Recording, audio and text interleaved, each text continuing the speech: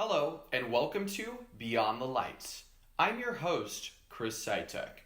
H-Town was turned up as J.J. Watt and the Texans were taking on the Brooklinator and the Dolphins. And Miami had themselves a problem as Houston's Lamar Miller rushed for 133 yards and Deshaun Watson had more touchdowns with 5 than incompletions with 4. Texans wrangled the Dolphins 42-23. Whenever Jalen Ramsey and the rest of the Jaguars secondary weren't getting arrested, they were getting torched by Eagles tight ends as Carson Wentz found Dallas Goedert and Zach Ertz for 2 grown men touchdowns. Eagles soared past Jacksonville 24-18. Mitchell Trubisky's pregame threads channeled his inner Mike Ditka, while the Bears channeled flashes of the legendary Iron Mike-led teams holding the Jets to just 57 yards rushing. The Bears take care of New York 24-10.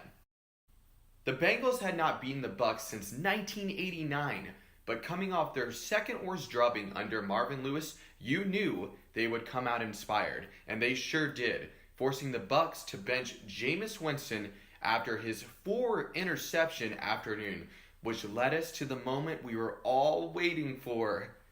Fitzmagic. And magical he was, leading Tampa Bay all the way back to tie up the game 34-34. But the Bengals would not be denied, marching down the field and taking the win behind the leg of Randy Bullock. 44 yards, win Cincinnati, 37-34. Russell Wilson and the Seahawks honored their late owner, Paul Allen, with a patch on their jersey, and another victory, outrushing Matthew Stafford and the Lions 176-34 en route to a 28-14 win. That's now 4 out of the last 5 for the 12s.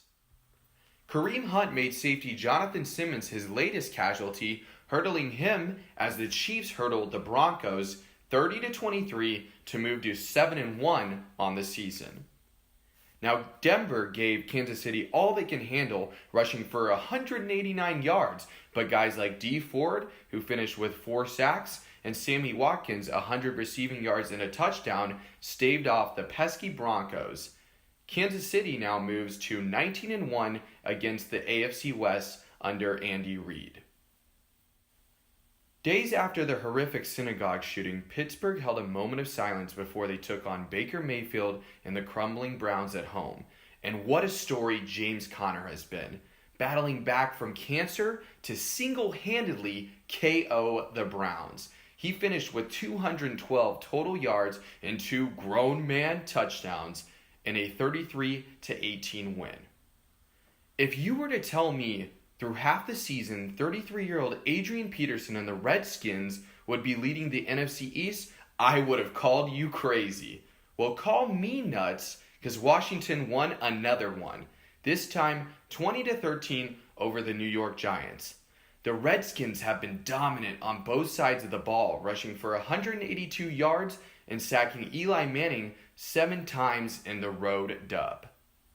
Cam Newton and the Panthers were rocking their Aqua Blues as they rocked the number 1 defense in the NFL in the Baltimore Ravens to the tune of 386 total yards. Newton was smiling aplenty, finishing the afternoon with 271 total yards and 3 touchdowns. Derek Carr and the Raiders were looking to salvage what is left of their season Sunday, taking on Andrew Luck and the Colts. And it was like the sequel of The Good, the Bad, and the Ugly, minus the good, as the Indianapolis Colts grounded and pounded out 200 yards rushing as the Colts put away the Raiders 42-28. Last place in the NFC West was on the line as Larry Fitzgerald and the Cardinals hosted Richard Sherman and the 49ers in the desert. Trailing 15-3, Larry Fitzgerald, Christian Kirk, and Josh Rosen led a furious Arizona comeback, with 15 unanswered straight points, holding on to an 18-15 win. Arguably, the game of the week was in Los Angeles, where Todd Gurley and the undefeated Rams took on Aaron Rodgers and the hungry Packers. Like an eye-popping boxing match, Both teams exchanged their fair share of blows, but the narrative was told with 2 minutes to go in the fourth quarter, where running back Ty Montgomery, against his coach's will and much to the chagrin of Aaron Rodgers, took the ball out of the end zone and inadvertently fumbled the kickoff return, crushing any chances Rodgers and Green Bay had of coming back. And the Rams and MVP hopeful Todd Gurley are now 8-0. Speaking of MVPs, Gurley finished the afternoon with nearly 200 yards and a touchdown in the win. Sunday Night Football was in Minnesota, where Drew Brees and the Saints were taking on Kirk Cousins and the injury-riddled Vikings. Turnovers plagued the Vikings as receiver Adam Thielen's fumble and Kirk Cousins' interception led to 10 big points. 10 points remained the difference as New Orleans avenged their 2017 playoff loss 30-20 over the Vikings. Game balls go out to Vikings receiver Adam Thielen, who reached 100 yards for the 8th straight game, tying an NFL record, and the Saints defense, who finished with 4 sacks, a pick six, and a fumble on the evening.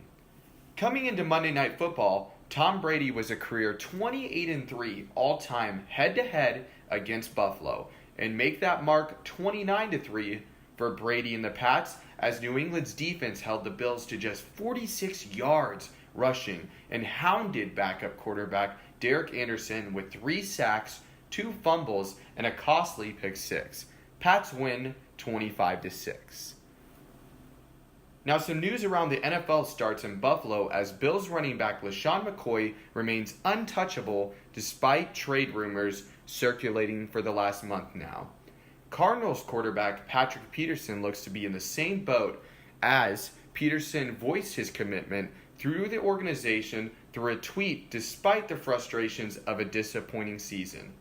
Per NFL.com, Bucs receiver Deshaun Jackson wants out of Tampa Bay, requesting a trade to a team that can better utilize his talents. Jackson is making $11 million this year and $10 million guaranteed next season. Per Adam Schefter of ESPN, the Cleveland Browns head coach Hugh Jackson has been fired. His 3-36-1 record is one of the worst all time. This, along with the growing friction between he and offensive coordinator Todd Haley, doomed Jackson. Hours later, offensive coordinator Todd Haley was relieved of his position as well, meaning defensive coordinator Greg Williams will resume interim coaching duties as the Browns search for their next head coach. Another firing had occurred in Big D as the Cowboys have relieved offensive line coach Paul Alexander of his duties.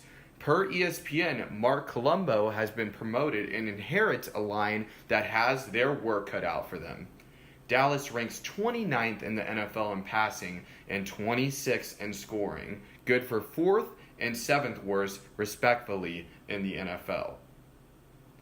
The 3-5 Denver Broncos are trading their 30-year-old receiver Demaryius Thomas and a 7th-round pick to the Houston Texans for a 4th-round pick and 7th-round pick.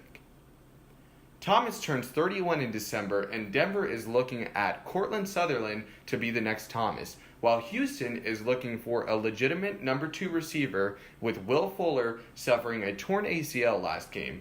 Both teams will meet this Sunday in Mile High. Speaking of expendable players, Steelers running back Le'Veon Bell does not look to be back anytime soon, and Pittsburgh has no problem with this, as James Conner has been all of Bell and more, totaling 922 yards and 9 touchdowns through 8 career games. Conner so far has outrushed and outscored Bell's 2017 production. Green Bay Packers running back Ty Montgomery has been traded to the Baltimore Ravens for a 2020 pick. Montgomery is most famously noticed for his back-breaking kickoff return fumble in a 29-27 loss to the Rams last Sunday. Green Bay also looks to be trading safety HaHa Clinton-Dix to the Washington Redskins for a 2019 4th-round pick. Well, it looks like the Rams got the edge rusher they needed and wanted, trading for Jaguars hybrid end Dante Fowler Jr. Los Angeles gives Jacksonville a third-rounder draft pick for 2019 and a fifth-rounder in 2020. Some noticeable cuts and signings start with the Seahawks, who look to be moving on from veteran receiver Brandon Marshall, releasing him today. Quarterback turned receiver Terrell Pryor intends to sign with the Buffalo Bills, this just days after being released from the New York Jets. Raiders cornerback Dominic Rodgers-Cromartie is retiring after 11 seasons in the NFL, and backup New York Giants quarterback Kyle Lauletta was arrested Tuesday for various motor vehicle offenses, including almost running over a police officer. That does not look good. The Richmond rookie may not be in the Big Blue for too long after that. Week 9 starts in San Francisco as Richard Sherman and the 1-7 49ers take on Derek Carr and the 1-6 Oakland Raiders in a battle of Bay bragging rights.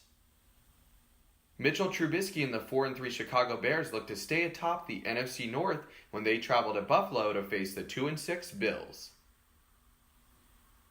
Patrick Mahomes and the 7-1 Kansas City Chiefs are in Cleveland facing Baker Mayfield and the 2-5-1 Browns.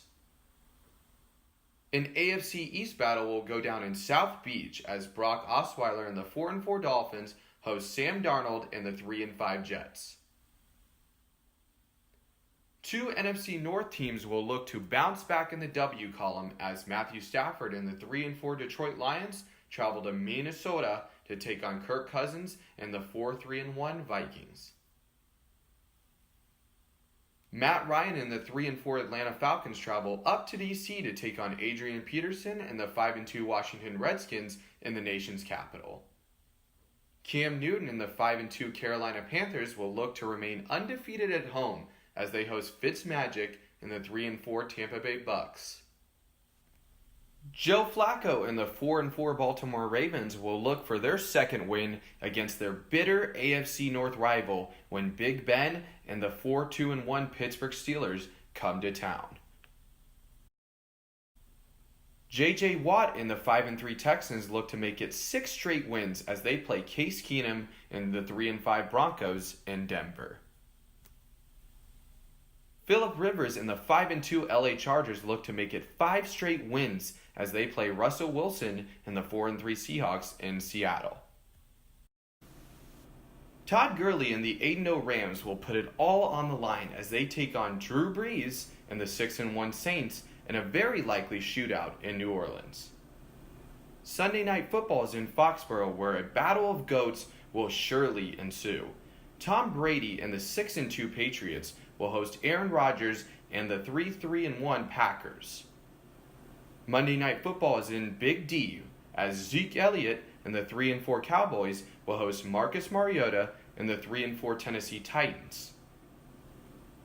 I want to thank you so much for tuning in to Beyond the Lights Week 8. Be sure to tune in to next week's episode of Beyond the Lights. I'm your host, Chris Sitek, and goodbye.